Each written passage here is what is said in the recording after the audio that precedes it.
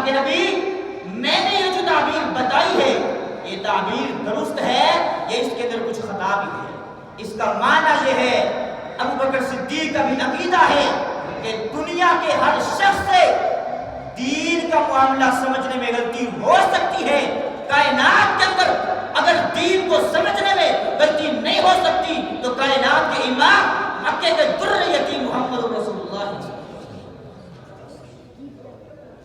ہماری دعوت کو نوٹ کیجئے، ہمارے منہج کو نوٹ کیجئے، ہم کہتے ہیں کہ دنیا کا ہر شخص واجب الاحترام ہے۔ صحابہ کرام، تابعین، تبع تابعین، محدثین، ائمہ دین، فقہائے دین، یہ سارے کے سارے واجب الاحترام ہیں۔ البتہ زمین کی پشت پہ اگر کوئی ہستی واجب الاتباع ہے تو کائنات کے امام محمد رسول اللہ صلی اللہ علیہ وسلم۔ لا یؤمن احدکم حتی اکون احب الی من والدہ وولدہ والناس اجمعین۔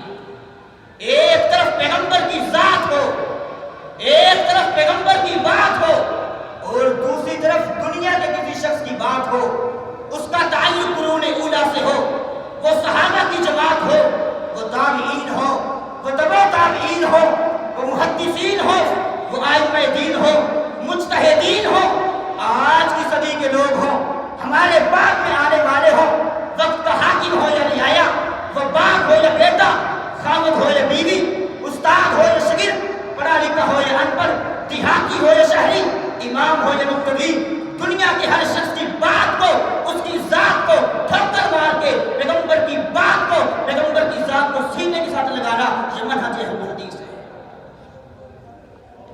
ہم کہتے ہیں یہ دنیا کی عدالتیں، محدثین کی عدالتیں، فقہاء کی عدالتیں، مجتہدین کی عدالتیں یہ فقط سول عدالتوں کی حیثیت رکھتی ہیں۔ ان عدالتوں میں فیصلے بھی ہوتے ہیں، مقدمے بھی ہوتے ہیں، ان عدالتوں کے اندر فتوے بھی ہوتے ہیں، لیکن ان کے فتووں کو، ان کے جوابات کو، ان کے مسائل کے حل کو ہم سپریم کورٹ کے فیصلے اللہ کی وحی کے سامنے رکھیں گے۔ اللہ کی وحی اگر ان کی تصدیق کرے گی آنکھیں بند کر کے سینے کے ساتھ لگایا جائے گا، اگر اللہ کی وحی ان کی تصدیق نہیں کرے گی تو چھوڑ دیا جائے گا۔ یہ کہتے ہیں نہیں، ہم اللہ کی وحی کو ان سول عدالتوں میں لائیں گے، اگر یہ سول عدالتیں اللہ کی وحی کی تصدیق کرے گی تو لیا جائے گا، ورنہ اللہ کی وحی کو چھوڑا جائے گا۔ یقین نہیں آتا تو جائیے، اصول فقہ اٹھائیے، کل ما خالف مذہبنا فہو مؤول او منسوخ۔ ہمارے مذہب کے خلاف اللہ کی وحی میں سے قرآن آ جائے یا محمد مصطفیٰ کا فرمان آ جائے، یا تو اس کی تغییر کی جائے گی یا اس کو منسوخ ثابت کیا جائے گا۔ نصب الرایہ کو اٹھائیے، نبی علیہ السلام کا فرمان ملے گا، من ادرک رکعۃ قبل ان تغرب الشمس فلیتم صلاتہ ومن ادرک رکعۃ قبل ان تطلع الشمس فلیتم صلاتہ۔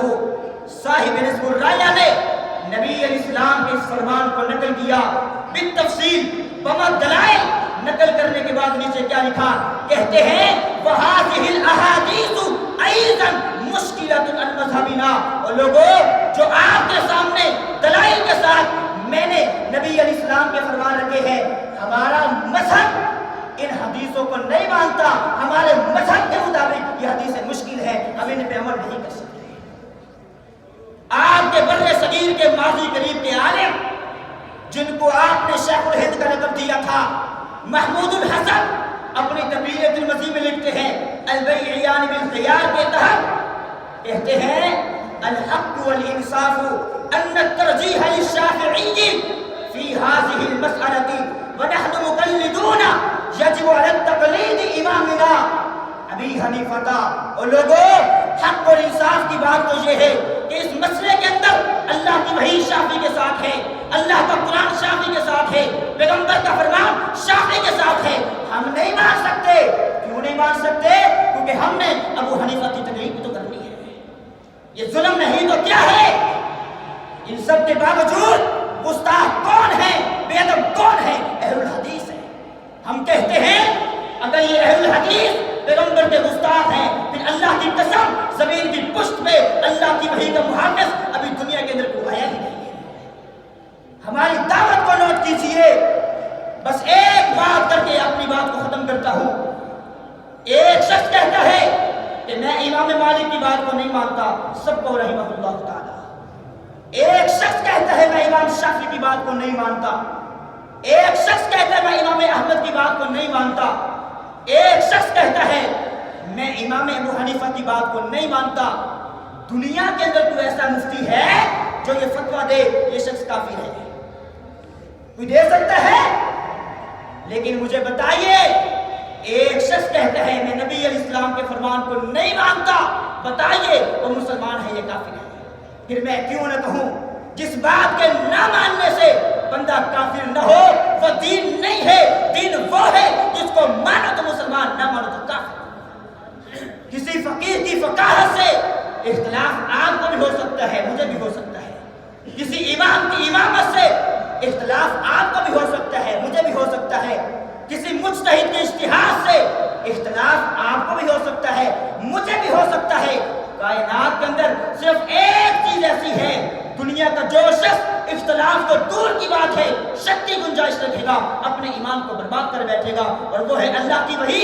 اللہ کی وحی کے اندر دو چیزیں آتی ہیں، ایک رب کا قرآن ہے، ایک محمد مصطفیٰ کا فرمان ہے۔ حضرات یہ ہے ہمارا منہج، یہ ہے دعوت اہل الحدیث، یہ ہے فکر اہل الحدیث۔ دعوت اہل الحدیث کو اپنے سینوں میں پیوست کر کے لے جائیے۔ اللہ تعالیٰ سے دعا ہے اللہ تعالیٰ مجھے اور آپ کو صحیح معنوں میں منہج اہل الحدیث کی غیرت عطا فرمائے، منہج کا فہم عطا فرمائے۔ اقول قولی ھذا وآخر دعوانا الحمد للہ رب العالمین۔